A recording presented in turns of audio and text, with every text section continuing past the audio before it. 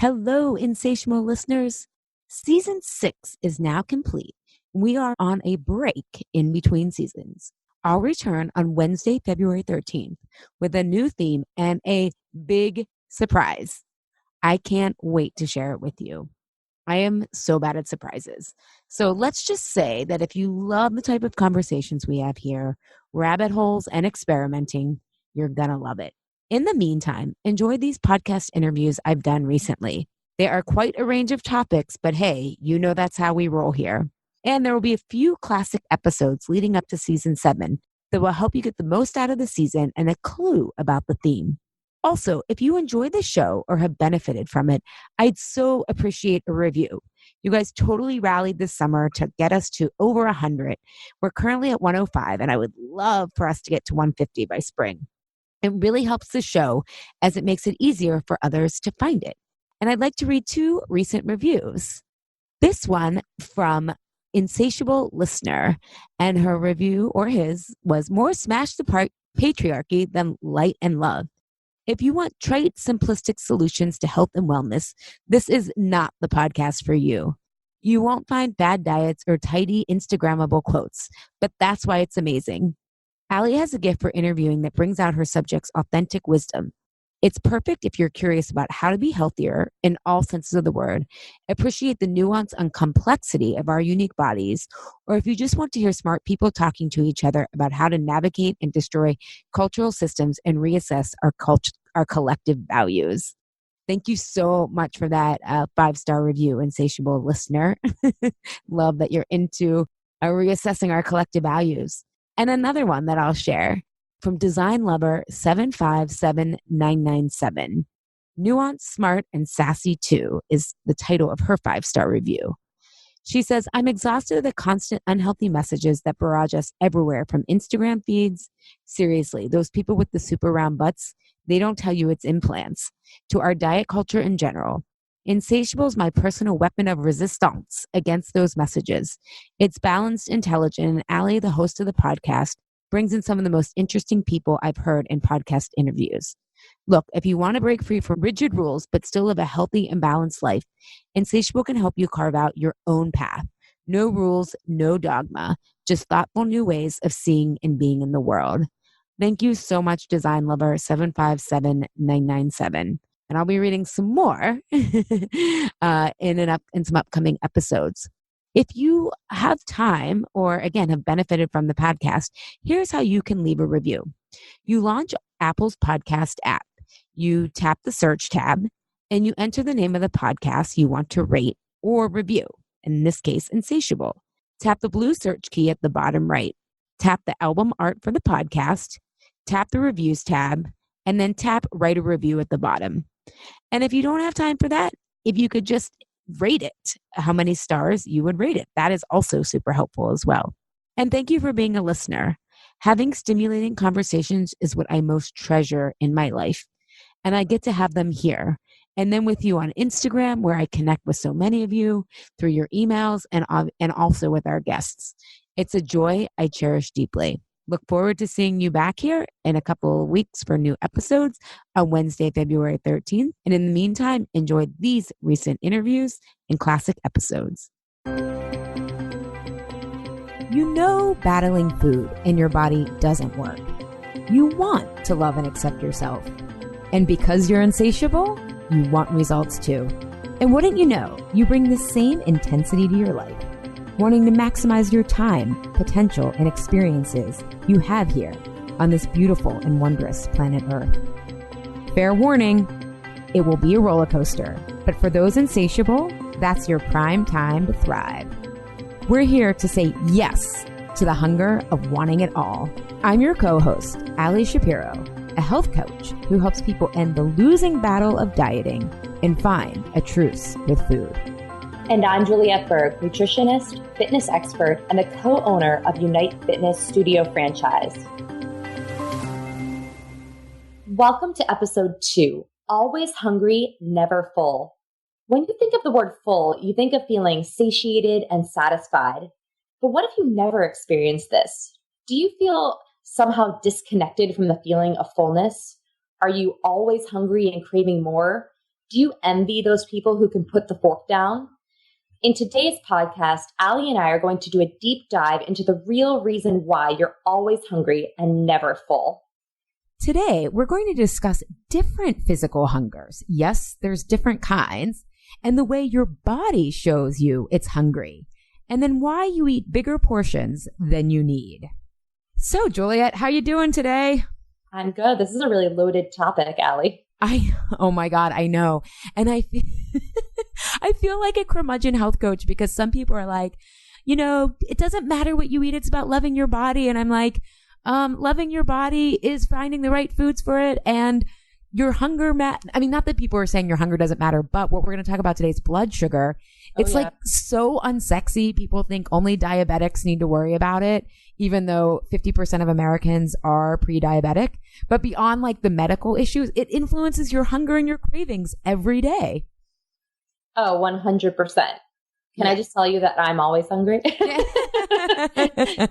but I mean, it's different for everybody, right? Well, we're going to get into that. You have to just start to pay attention to your hunger and not ignore it. And you might even not realize that you are ignoring it. Yeah. Growing up, my parents, it's funny understanding blood sugar and what foods work best for you now, but they used to say, oh my God, like a couple years ago, my mom said to me, oh, we now understood when you got crabby, it was because like you needed protein. And so it's like this big joke of Carlos and I are like, irritable because we're hungry or whatever. I'm like, someone needs protein, 100%. I was a huge asshole as a child because of this. My parents were always like, we need to feed the hungry demon. So I'm with you on that. Yeah. And I often talk about clients, like, if they need certain types of proteins and, and everything. And some people's like, well, I just, or something like they don't want to, like when we start getting them to eat breakfast, they're like, well, now I'm hungry at lunchtime versus I used to not be hungry. And I'm like, you want to be hungry. Like that's a sign that your metabolism is working. And so I think there's this total confusion about what is healthy, what isn't. And so let's kind of talk about like satisfied. Like what do we even mean when someone should what is a healthy satisfaction? Like how do you define that, Juliet? Yeah, I think that I define it differently than I used to, but I think that most people define it as, feeling full, feeling satiated, like they don't need to eat anymore. They, they're at their limit in a comfortable way versus feeling uncomfortable, heavy, tired, like food coma feeling. For me, I kind of equate it to if I can work out, let's say an hour and a half post meal, that means that I ate something that was, light enough and satisfying, especially, and if I'm not having any cravings, after I'm done eating, that's how I satisfy my own hunger. That's how I know when I'm satisfied, is if I can use that food for fuel. Yeah. So question with that connection, right? Because it's kind of, I mean, we talked about in episode 1, this intuitive knowing and intuition being about patterns. And so you have to like play around with this, especially as you're starting to reorient what works for you. Are you intuitively able to know if what you're eating will help fuel you through your workout? Not just if you feel light enough to get to the work, to feel like you'll want to work out, but are you able to gauge if it'll get you through the workout? Yes, I think there's an intuitive part of that, but there's also that I've been doing this for enough time that I know what my body responds to. And so I have experimented enough with different foods and snacks to know what my, not just like 1 or 2 go-tos are, but over the years, I could probably give you 25 things that I could eat that would be great for me to go work out and not bonk in the middle of a workout. So it's intuition and knowing what kind of foods work for my body, but it's also just like having memorized all of that over the years too. Well, right. And I guess I wasn't being clear. That's what I was saying, is that like your intuitive knowing is based on patterns. And I think some people think like, oh, I could never do that, right? Like it's almost as if like you either know what works for you or don't, but when really it takes a lot of experimenting. Oh, for sure. I mean, with clients, especially getting them to eat before I work out, early in the morning, because that question I always get is, should I be eating before I work out, even if I'm waking up at 5 a.m. and going for, a run at 5:30 in the morning. And then, a lot of people are, oh, I can't eat. I'll get sick to my stomach. And it's like, well, you have to really try to experiment with food. You can't just automatically off the bat say, oh no, that won't work for me. You don't really know unless you start trying and experimenting. Yeah, I think a tip for everyone is question your own patterns in the beginning, what you think you know about your hunger, right? And be willing to begin. What is it? The Buddhists that call it beginner mind, Beginner mindset. Yeah. Yeah. Or maybe more commonly, the updated version is the overwhelmed mindset. We've taken not knowing as a bad thing now. So what is it for you? How do you know when you're full or satisfied from food? Yeah. And it's funny. I don't even check in with my stomach anymore because I mean, I used to, when I was struggling with irritable bowel syndrome, like I had to be really careful of what would cause me to be bloated or if I was eating too much because the heartburn and the effects would be awful. But now the litmus test I use is like, will I be able to resume work or be invigorated by the next person, like the next thing I have to do, like if I'm going to meet someone. And so if I feel like energy is a really big thing for me right now is if I feel like, oh my God, it's going to feel like a drag, right? It's always like, I joke with my clients, like my litmus test is Allie, is this inspired Allie or tired Allie? Often when I'm making plans, but it also goes for kind of, is this extra going to make me feel more sluggish and not light on my feet, or not feeling creative? So I really tie it to if I'll be able to work and whatever that means and be excited and energized by the work rather than feeling like I just need to take a nap. Yeah. And all the things that Ali and I are saying are good things for, our listeners to pay attention to. Are you feeling exhausted after you're eating? Are you feeling light and energized? Do you think that you could exercise an hour and a half later? These are just good things to kind of just ask yourself questions, to question your own satisfaction with your food and how your food is digesting and making you feel. Yeah. And I think the important part, and I'm so glad you mentioned that, is because we've often normalized feeling really bad. And so I think talking about ways that hunger shows up that people then attribute to them being bad eaters or loving food is really important. But yeah, there can be really positive questions that you ask yourself rather than, why am I bad? Why am I craving this? And we're going to talk about how that's actually a sign your body's hungry. But yeah, thinking about the positive things you can do when you nourish yourself, I think is often actually what makes people change, right? We often have these long-term goals like weight loss or getting toned. But what really keeps us motivated is feeling gradually better each day. So that's an important point I want to make. So we alluded in the beginning to how, you said you were a terror as a kid, and I joke that I always need protein. And what we're basically still a terror now, though. Well, that's interesting. So part of what we're talking today is about blood sugar control. And again, I'm going to repeat, it's not just for diabetics. But the two ends of the spectrum there are hypoglycemic, when people crash all of a sudden or tend to feel that really strong hunger. And isn't that something that you've struggled with and want to share what you found works for you? Yeah, for sure. And my hypoglycemia or bouts of low blood sugar didn't actually really start getting bad until I was exercising a lot. And because my metabolism changed so much from lifting weights and building so much lean muscle. And, just to give you perspective, I went from about 130 pounds to 140 pounds, and that was 10 pounds of muscle. It was all body fat loss and all gaining muscle. So that does a lot to your metabolism, shifts how many calories I was burning a day and what my body needed. So there's a lot of adjusting and figuring out, how much food I needed and what kind of foods I needed. So there were a couple years there where I was actually pricking my finger in to see what my blood sugar was, to see what my levels were. I went to a couple endocrinologists, a diabetes specialist, because I was having such bad spurts of low blood sugar where I was just feeling so dizzy and not even low energy, but it's almost like a dizzy, shaky feeling where I couldn't focus or concentrate, and I was feeling brain foggy. And honestly, it just turns out that I needed to be eating more, and giving myself more calories at one time. And it was just really learning my body as it shifted, because your body doesn't stay the same forever. That's something to really, really know about yourself, is what worked for you when you were 20 isn't going to work for you when you're 30, isn't going to work for you when you're 40 or 50. It's a constant checking in with yourself and making adjustments. And I wasn't doing that. I was like, well, this always worked for me, so I'll just keep doing that. And it really wasn't working for me anymore. We just lost a ton of listeners. You just told people they can't do the same thing they did when they were 20. I'm just kidding. Yeah, but that's all that it's about, change. And that's why I said, when I tell clients this, it's, there is resistance, because they're like, oh, that sounds hard. I just want to be able to do what I did when I was 22 to lose this weight.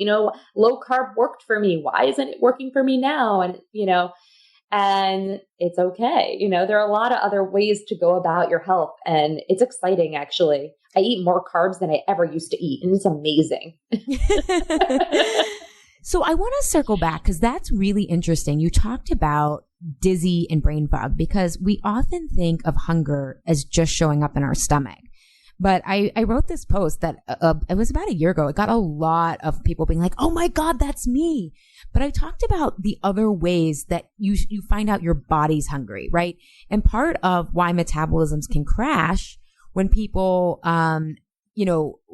but part of metabolic crashing and installed weight loss or plateauing or gaining or rebound weight is a result of starving the body, right? And so let's talk a little bit more. I mean, you had dizziness and brain fog. I know for me, I used to think I loved carbs, and there was an emotional component there, but it was the physical component of not having my blood sugar balanced. I was hypoglycemic for a long time because I was also gluten intolerant. I had also tried to be vegetarian, several times, but I was eating soy dogs in college and all that stuff. But by not eating the right protein types, I was tired all the time, or crashing suddenly, or needed extra caffeine. Some other signs I think that's important to show up of have you ever experienced that? Let me take a breath here and let you pipe in.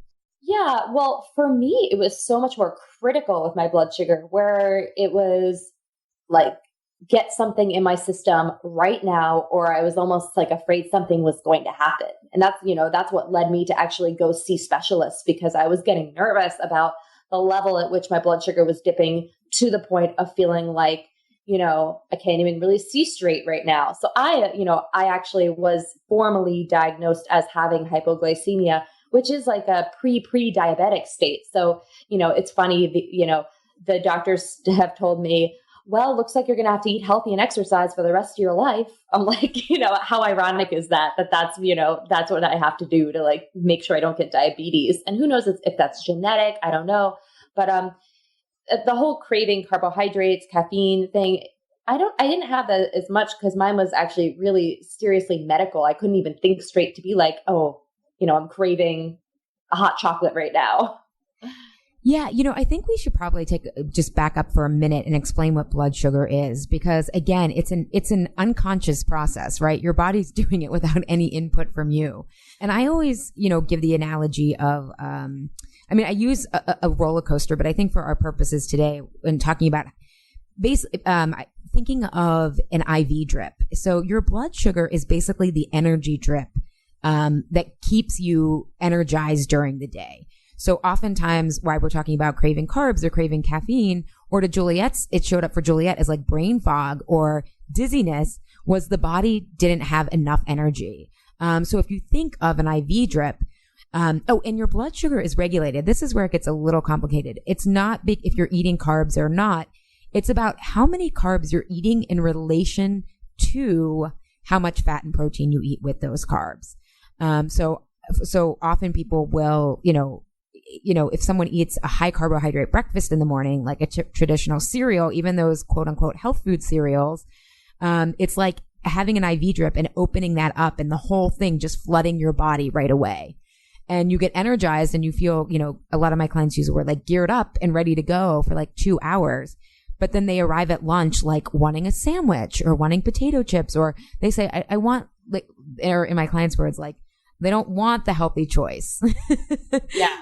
But really, if you would have had, if people eat the right combination of fats, proteins, and carbs for them, then that IV drip is much more consistent. It's a slow drip. And then you don't get what, is popularly known as hangry, or you avoid the symptoms of hypoglycemia or insulin resistance, which is the other side of that. But I think so I just want to define that for people, because they often, one of the biggest, piece like relief clients have is when they're done working with me, they understand that process and how to negotiate the right amount of fats and carbs and proteins. And to your point, they're like, oh my God, I actually need carbs, especially at lunch. Otherwise I crash in the afternoon. It's like so fun to know that healthy carbohydrates don't have to be, forbidden. Giving people the permission to not only eat more, but eat more carbs is one of my favorite, most joyful things to do with a client. And they look at me like I'm like nuts. They're like, no, I think I need to see someone else. I'm like, no, I actually do have knowledge. I promise you, I'm telling you the right information. But in my field, in the fitness world, we call it macronutrients. And a lot of plans now are all about, does it fit your macros? There's a website called If It Fits Your Macros, and bodybuilders, fitness competitors. This is something that they've been doing for years in order to obtain that physique, which is, to them, their perfect physique. But it's about their macronutrient balance and making sure the blood sugar is stable, honestly, because when your blood sugar is stabilized, your body's in a fat burning mode instead of a fat storing mode. Ooh, we're going to talk coming up here in like the next 10, 15 minutes about how often to eat, because I want to bring that back up, because I'm so curious what you think about how often, because I have my own opinions, but part of my recommendation is around, when you keep your blood sugar stable, you dip into fat reserve. So it's good to hear that you say that too. A couple other things I just want to point out to people, about some other ways that hunger shows up in their body. If you're getting headaches a lot, if you're crashing at 3:00, in the afternoon, and you feel like you just need a pick me up and you want to blame it on, not enough sleep or whatever, that could be true. And usually people's blood sugar are crashing. I love how you said that's your favorite thing to do, to tell people that they can eat carbs. I had a client I was working with, and I help my clients see if they're a fast or slow burner. Basically, do they do better on a more animal protein diet, or do they do better on a more lighter protein diet like quinoa, carbohydrates? And this client was a fast burner. Like, she definitely needed animal protein at lunch. And I said to her, you need, like, throw some quinoa or rice on there. Like, you need some carbohydrates at lunch as well. And so that was like her homework, was to like work on that stuff and to notice specific things. And she came back the next week and she was like, oh, I got the right protein and I do feel better. She's like, I try to skip the carbs because I want to, like, accelerate my process. But then I was eating potato chips but then how do I not eat potato chips at 3 or 4? And I was like, you're eating potato chips at 3 or 4 because you skipped the carbs at lunch. And she was like, really? And I was like, yeah. And at lunch, you're like, you feel your blood sugar is still stable. So then you want to have rice instead of fatty potato chips. So I just wanted to like echo, people love realizing that, like, oh my God, they can have carbs, especially I've noticed with my clients, lunch really works really well. But they're scared is the thing that is, so interesting and fascinating. It's so scary to do that because of how many messages we've received that carbs are bad and they make you gain weight. Yeah. And oh my God, I used to be terrible. Well, I simultaneously, carbophobic, I call it. Yeah. I simultaneously like loved and hated carbs. And and here's where it is difficult, right? Because some carbs are going to put weight on you, and they're mainly the refined carbohydrates, and too much sugar will. Yeah. But you don't have to, because blood sugar, I tell my clients, like, how you eat at one meal sets up your entire life experience for the next 3 to 4 hours. And so if you eat them when they are appropriate, you actually don't crave the horrible ones, right? Well, at least 50% of the time, Yeah. 50% of carb cravings are physical in this blood sugar issue. but the other half and the other half are emotional. But you often can have the energy to deal with the emotions if your blood sugar is balanced. So yeah, it's, people, and I think people get confused too. We'll have to do a whole thing on carbs, because what's a good carb? What's a bad carb? And to your point, macronutrients, in the world of fitness or nutrition, they divide them by fat, protein, and carbs. Yet, if you take something like vegetables, which are considered a carb, they do have protein in them. Or you take animal meat, which is considered a protein, but if it's healthy, well-raised meat, it has a large percentage of fat in it. So it can be really, really confusing. So we'll have to do a whole other episode on that. So if you have any questions specifically you want us to answer, definitely reach out to us and let us know. Yeah. And then I just wanted to point out one more thing, because, you have your day-to-day experience of ways that hunger shows up beyond your stomach. But long-term, there's very serious issues like PMS. A lot of clients are like, oh my God, I can be good. And then it's like my PMS symptoms are 2 weeks. Underlying that is blood sugar deregulation. It's often from going, extremes in dieting, bad and good, bad and good. It's from cutting out carbs completely, often. And then other hormonal issues like polycystic ovarian syndrome, endometriosis, hypothyroidism. Those are also signs that you've got to pay attention to your blood sugar. So I just wanted to point that out, because those all influence our hunger, but it's also the way that you're seeing that your body is starving, or it's not being paced well, right? It's all about the pacing. For sure. So let's get to that question, because I hear this so often. In fact, I just had a client, I just started with her, and she was like, okay, she's still in a good bad mindset, which many are. It takes a long time to get out of that. But I was telling her that, we want to work up to, we have to see what works for her right now, but we want to work up to 3 meals a day. And she said, oh my God, I've been told by everybody else I should be eating 6 to 7 small meals a day. And she's like, so you're telling, and I was like, whoa, let's talk about why I'm recommending this, because I don't want to be another like I'm being good or bad metric for you. Yeah. So tell me what your opinion is. And then because I believe that we have to work up to 3 meals a day. Sometimes people still need snacks based on, the resiliency of their blood sugar. But I'd love to hear, and that's for weight loss too. I don't work with people who are like training for, you train people, a lot of like athletes and stuff like that. So this is for people who are looking to lose weight and improve their health.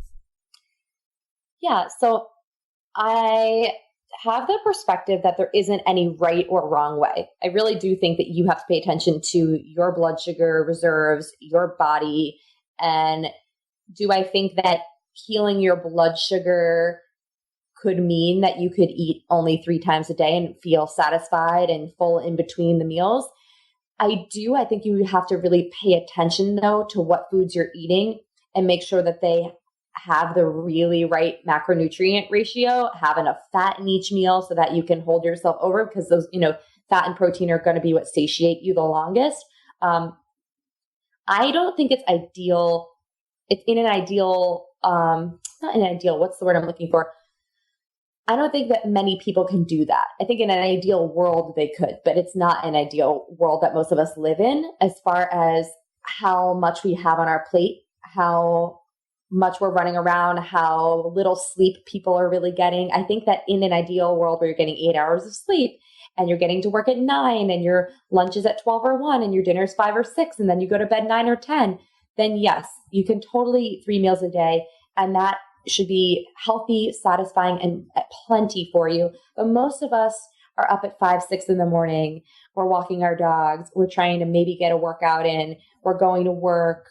We have a lot on our plate. We're having breakfast, and then we are feeling maybe a little hungry in between, lunch. So we need to have something to hold us over. And then, lunch is noon. Dinner might not be until 8 o'clock at night. So it's so long for people to be going. So they have to have something other in the middle of the day. Otherwise they get to dinner and they're ready to eat the handle off the fridge and then just start going crazy and eating, whatever snacks they have, while they're trying to cook their meal or, whatever you may have it. So I think that in an ideal world, yes, three times, but it's not an ideal world that we live in. So I work mainly with my clients on what their lifestyle is. And I think it's totally fine to eat 4, 5, 6 I have people eating 8 times a day. I mean, and they're, they're getting great results. So it's totally dependent on the person and the lifestyle. Yeah. I mean, I in my Curb Your Afternoon Cravings program, I have a whole module on what I call harmonizing, right? Like harmony is this idea of like meeting your body where it is that day. And yeah, if you don't get enough sleep, like your ghrelin and leptin hormones are all over the place. So you're going to be hungrier. Or, I have a lot of clients who they start to realize like, oh, wow, on the weekends, like a couple tablespoons of nut butter and an apple will work for them versus the days where they're working, they need like an omelet. Right. So I totally hear that, but I'm going to push back on you a little bit of this, and maybe because I work with a lot of people who also have GI issues.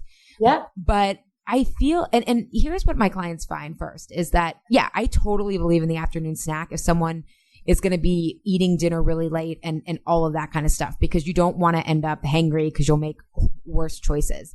And I totally agree that it's about eating the right macronutrients at breakfast, lunch, and dinner. But I think eating 6 or 8 times a day, the reason I don't probably think that works for most people in the long run is that you're now thinking about 8 meals that you have to plan and prepare. Because I find that my clients find it a huge relief. When I just had a client, she was like, swore she was a snacker. She's like, no, I've never not been able to not snack. And I taught her how to balance the right macronutrients. And she's like, oh, this is amazing. Like, I only need 3 meals. Like, yeah, if she needs something in the afternoon, sure. But I also feel like that's hard on your digestive system to never give it a break. And digestion is so energy intensive that the energy then that they need for like thinking and life gets diverted into digestion, and the body never gets a break.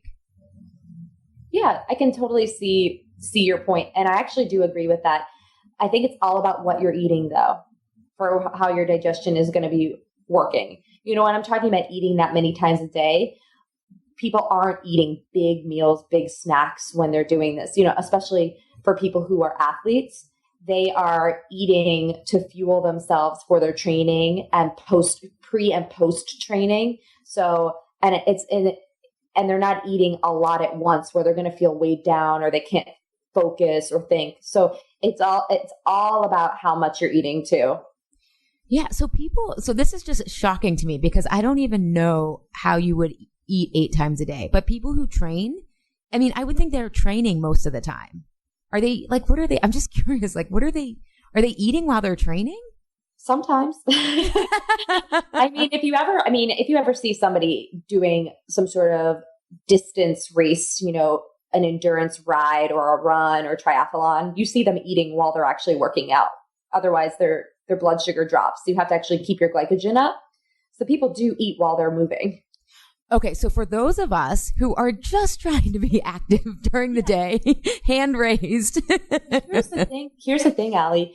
And I'm sure that, a lot of our listeners fall into this because it's so trending right now with people in physical activity.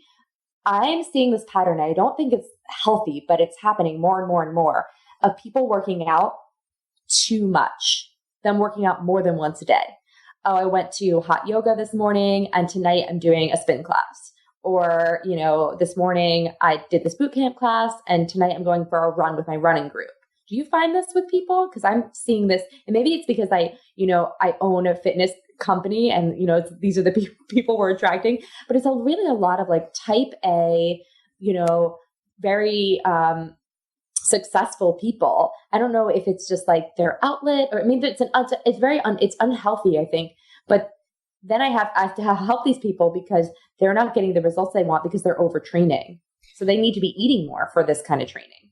Well, and I also, again, there's also a lot of studies on I'm going to be like the cancer card here, but on like marathon runners coming down with leukemia later in life because of the constant free radicalization. So I actually find now that you say that, I wonder if we attract people that, I don't know if I believe in law of attraction, but a lot of my clients have my issue with exercise. A lot of them are more consistent than I am, but it's often like work or other obligations impinge on their exercise time.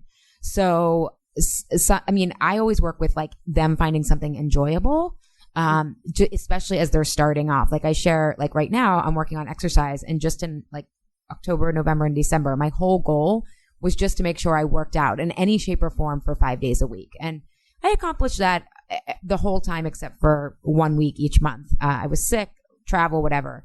But so I find it's actually the opposite. And I find that often clients are still trying to get out of that punishment mindset with exercise.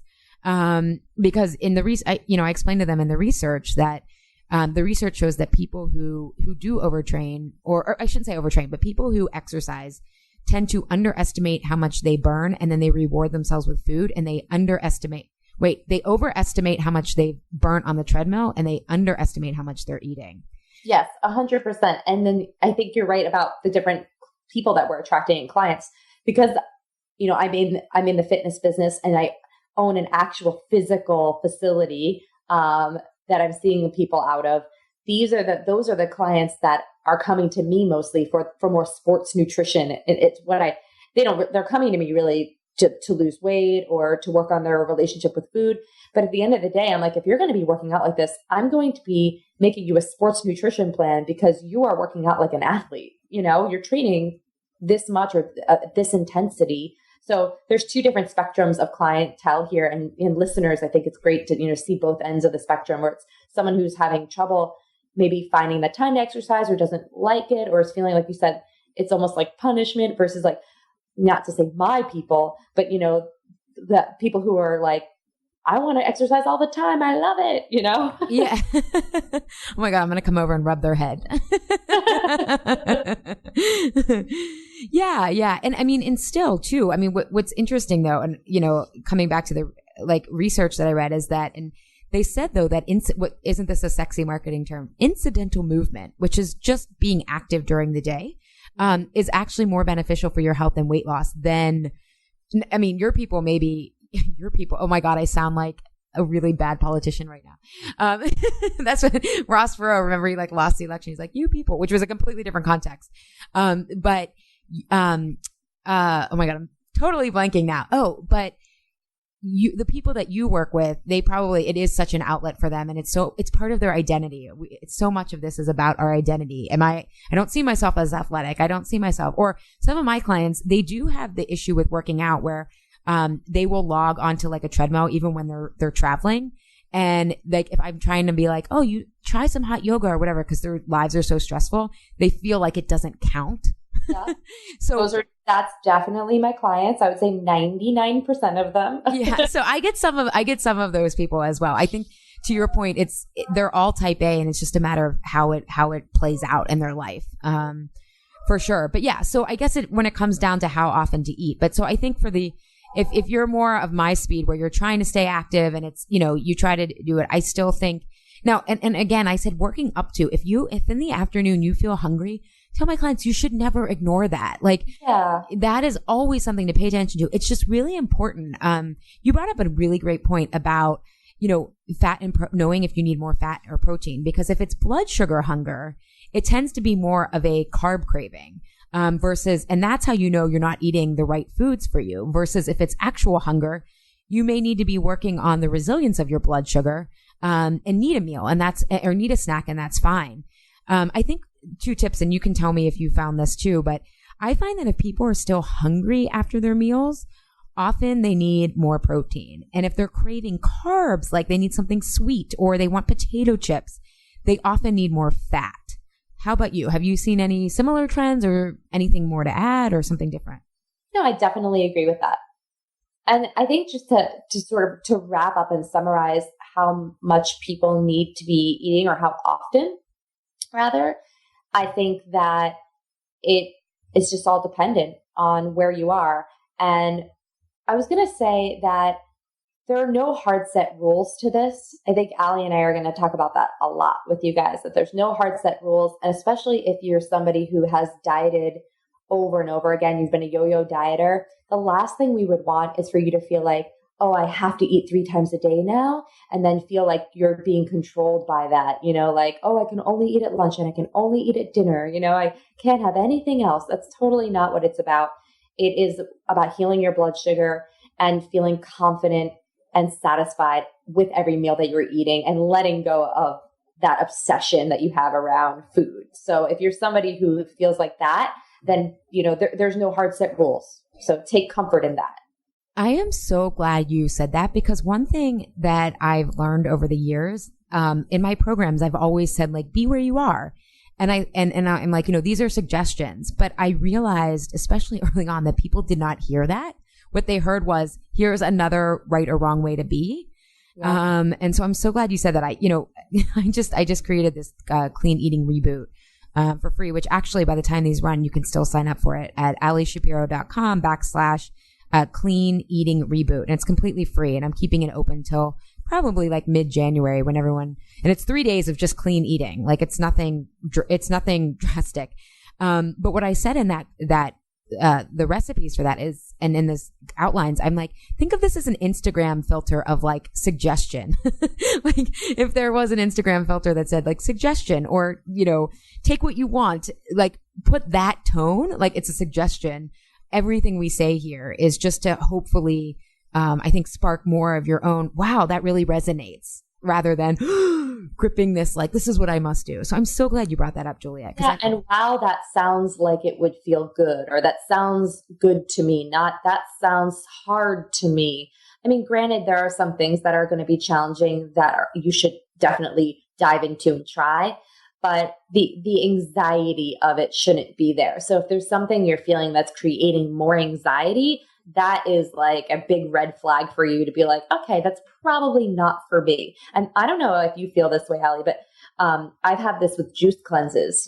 People always trying to tell me to try juice cleanses, and I've tried them before, and they just give me so much anxiety when I do them. So I don't do them, even though, there's some research backing that it's great for your digestive system and all that, but it doesn't work for me. You know what I mean? And then there are other people say, it felt so great. I felt so energized. It's the best thing I do. I have friends who do cleanses, throughout the year, and it gives me more anxiety for anything. So why would I do anything that creates anxiety? Right? Yeah. Well, I think it comes back to your point, giving yourself permission to, because here's the challenge, right? When we're in a story that we have to battle our body, anytime we feel like, we think if we have to gear up for something, or it's right, you're nervous when you go into battle, right? Yeah. We often think if we're nervous or we have to gear up, that we're on the right track. That's every diet, right? You're gearing up for it. Yeah. Yeah. We'll have to do a whole thing on like why I think juice cleanses, considering that 50% of people are pre-diabetic and don't know it, and that juices take out the fiber and you need fat to absorb vegetables, the nutrients from vegetables. We can talk about how I think yuppie juice cleansing is like the worst health trend ever. And I know that, and this is something that I find curious, is I think people think it works for them, but I bet in only 10% of cases, those people actually, because how you come off one of those, how you prep and come off, is actually often more important. Right? Because if you're like only doing juicing and then you're starving, like I remember trying the Master Cleanse back in like college or something, and I could only last 4 days because I had hypoglycemia at the time. And of course I felt like a failure. But when I came off of that, my body was so famished. I like overate and had like stomach issues for like two weeks. And I actually had a client I worked with years ago who did one of the blueprint cleanses, and it triggered something in her digestive system. And she even like emailed them and said like, what is in this? Like I've had major problems since, and they never got back to her. So it's kind of another issue, but maybe it does work for some people who have no stress, a trust fund, and live in Tahiti. Yeah. Right. And if they're excited about doing it and it feels great for them, more power to you. But for majority of my clients, it's so stressful to do one of those things. And it's just them trying to get a quick fix. It's not about health. It's about losing pounds. And we know that weight loss is so easy, right? Well, anyone can lose weight for like a week. That's what I mean. It's like I could stop drinking water for the next 24 hours. I would be a lot lighter tomorrow when I step on that scale. So it's really, we talk about losing weight. It's really, I never even say weight loss with my clients. I say fat loss. You say fat. We're going to lose fat and not weight. Right? You can lose weight. Anybody can do that. That's a really great distinction. Yeah. And I think just adding to that, being really honest if you're excited to try something, or is it more that everyone's doing it, or that you feel a lot of people go on juice cleanses after they get on the scale and it's like shame motivating them, and they confuse shame with motivation. So I always say, does it feel inspiring? Not motivating, because motivation is usually fraught with stress. But yeah, if people genuinely feel excited to do a juice cleanse, yeah, go for it. Mm-hmm. So we talked about, satiation, how hunger shows up beyond your stomach. But then also you kicked it off with talking about, feeling full but not stuffed. And I want to just dip our toe into, why do people go beyond this? I find with a lot of my clients, especially when it comes to portions, where they're stuck on fat loss, I guess we will call it now. They know that they should be eating smaller portions, right? But I never approach anything from a logical way because, as we talked about in episode 1, this isn't a logical thing. And when I say to them, do you know what it feels like to feel anything less than overly full? And they're like, I don't even know. And so I often have them see what it feels like to stop with a little bit of room in their stomach. And it's a different feeling. So it's a little bit uncomfortable, but then they find that it's feels very unsafe or very panicky if they don't feel overly stuffed. Because they're filling themselves for a reason. There is definitely a connection between filling yourself with food until you're real stuffed, until you cannot put anything else in there, which then lulls you and numbs you so that you're no longer feeling that emptiness or that anxiousness or that stress, because all your body can really do now is just try to recover from feeling full. I mean, it's metaphorical as well, of course. It's not just physical like that, but you're trying to fill yourself to the brim basically so that you don't have to feel empty.